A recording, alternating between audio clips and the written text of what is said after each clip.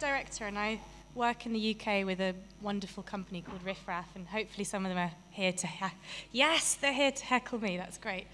And I make a kind of variety of projects ranging from music videos to fashion films and commercials, and most of them are short. That's the kind of thing they have in common.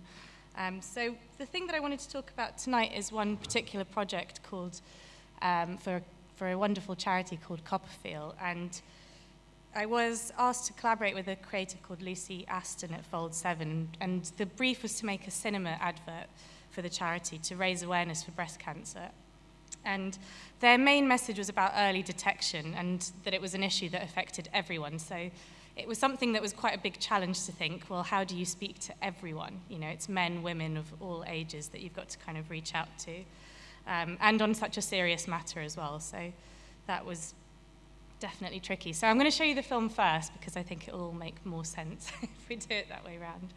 And then I'll talk about how we came up with it.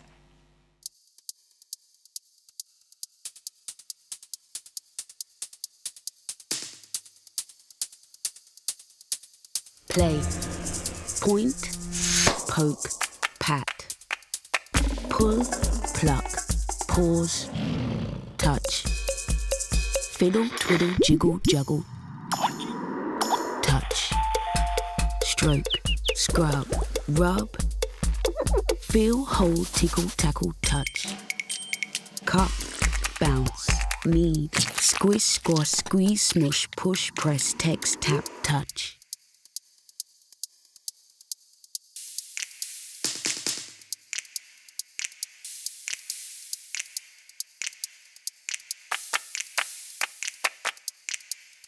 Trust your touch.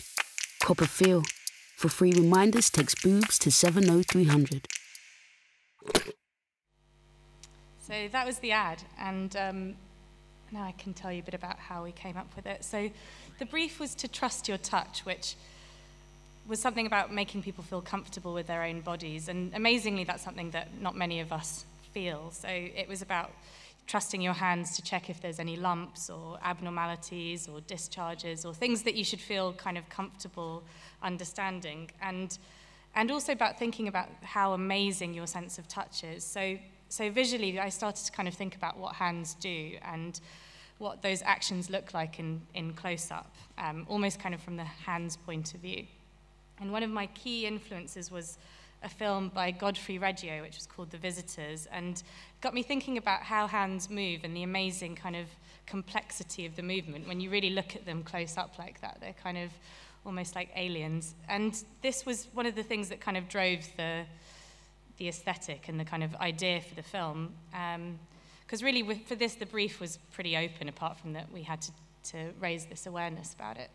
And we kind of started to think about the way that we're going to talk to this audience, and it challenged us also to think about how you talk to young women. And it's, you know, really important that you don't make something that looks twee or that's sweet or, you know, too kind of condescending, because we wanted to do something that kind of balanced color and style and sense of humor and had a kind of tactile quality. So you start thinking about how things feel when you watch them, and, you know, how a basketball looks like really close up, or the feeling of stroking some fur or some sort of tactile approach to it. And that took us on to kind of thinking about words, and we worked with a copywriter to create a sort of a pattern of words that describe things that you can do with your hands. And, you know, some of them are kind of lovely, silly, wonderful words, and other ones are more serious. And what we wanted to kind of find is some sort of meaningful flow between them. So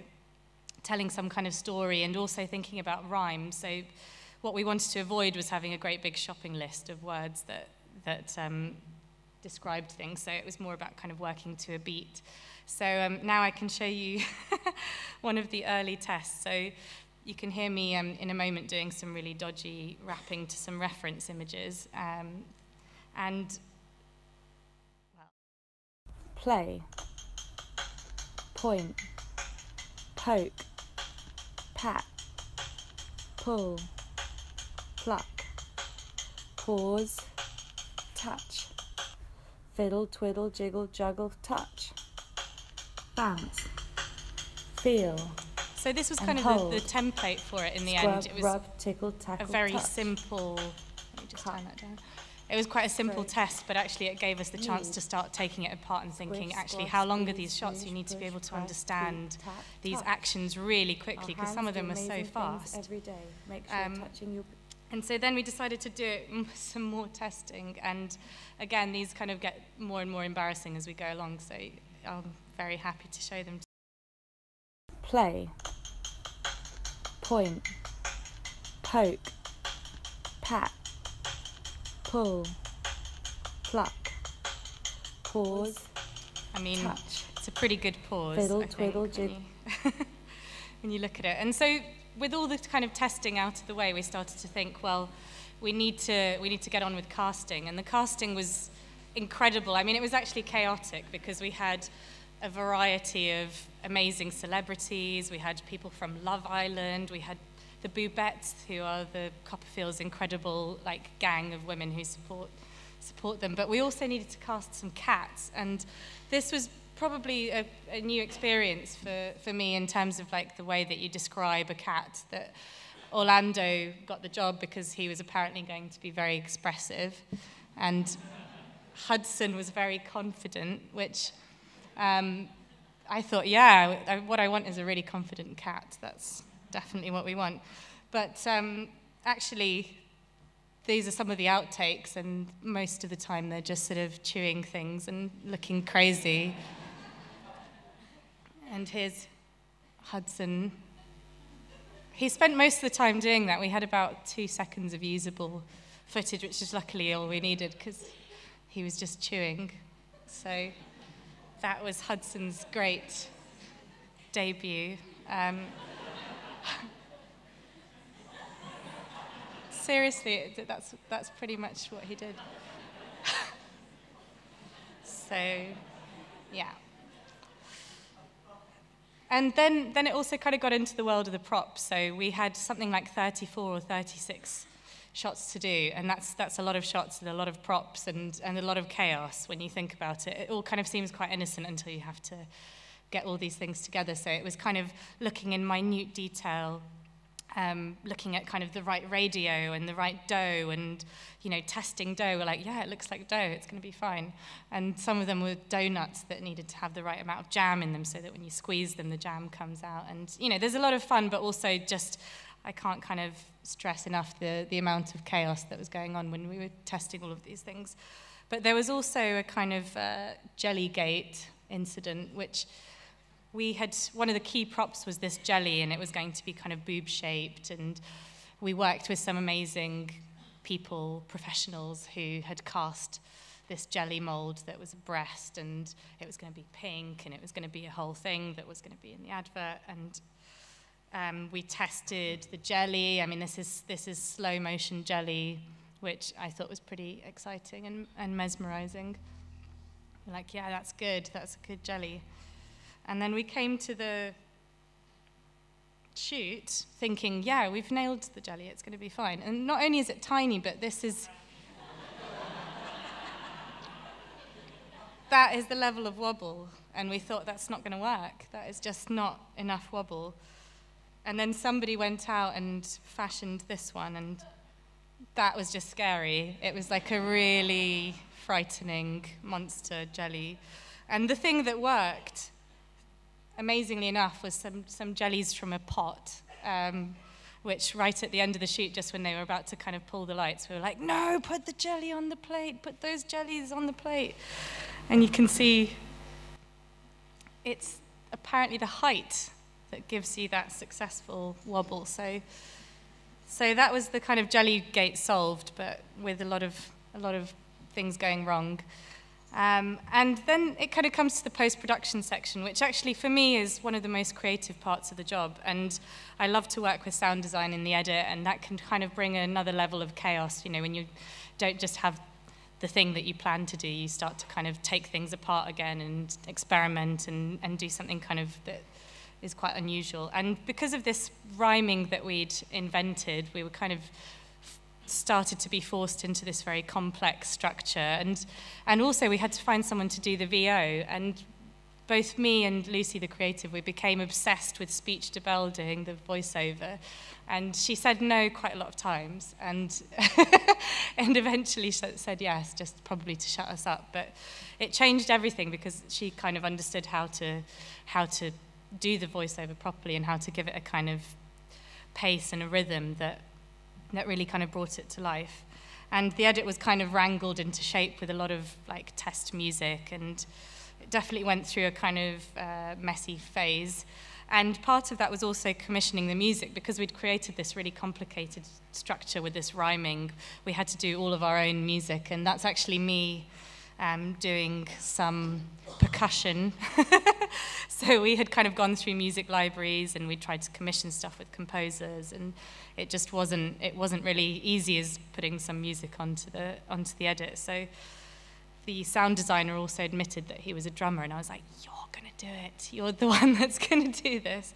And he kind of made it all happen. So with a bit of love and that's one thing I didn't talk about much, actually, but it's because of its charity status and nature, there's not much of a budget on these kind of projects, but there's a lot of love, and I think in a weird way it kind of made us very focused and made us kind of push through to make something interesting. So, you know, getting the sound designer to do the composition wasn't necessarily the normal way of doing things, but he really made it wonderful. And then this is the surround sound cinema mix, which for me is also one of the most exciting parts of it, but kind of celebrating that. And then in the 11th hour, we had this unexpected, well, for me it was unexpected, but this issue with censors about having a nipple in the film. And I didn't really understand, because I was like, well, there's male nipples in it. I don't know why we can't have this one. But apparently, no, we couldn't have it in. And so there was a lot of toing and froing, and there was some amazing backing from all sorts of people fighting and saying, no, we've got to do this, we've got to have it in. And yeah, Rani, if you're here, thank you for doing that. But I suppose you know a little bit about what happened next, but we couldn't quite imagine the extent of what happened.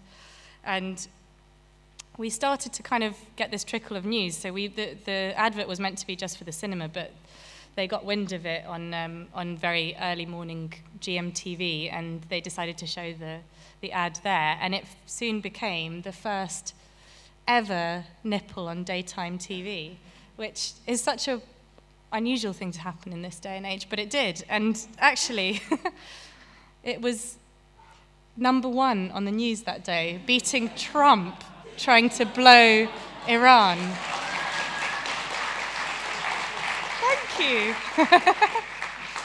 So that was obviously an unexpected achievement, but for the charity it was such a huge win, because it got people going onto their website and it got the cause out there, and it was quite a sort of straightforward situation where suddenly you go, okay, yeah, of course that was the way to do it, but we didn't necessarily know it was going to happen that way. But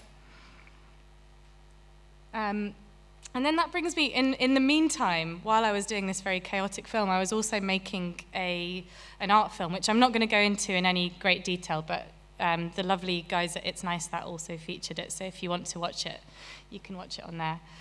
So we're going to skip that one. But what I wanted to say was thank you. And also to thank It's Nice That for having me here. But it's a pleasure to share the work and talk about this kind of weird process that we went through. And also to show you us celebrating at Coppafeel. So that's it. That's everything. Thank you.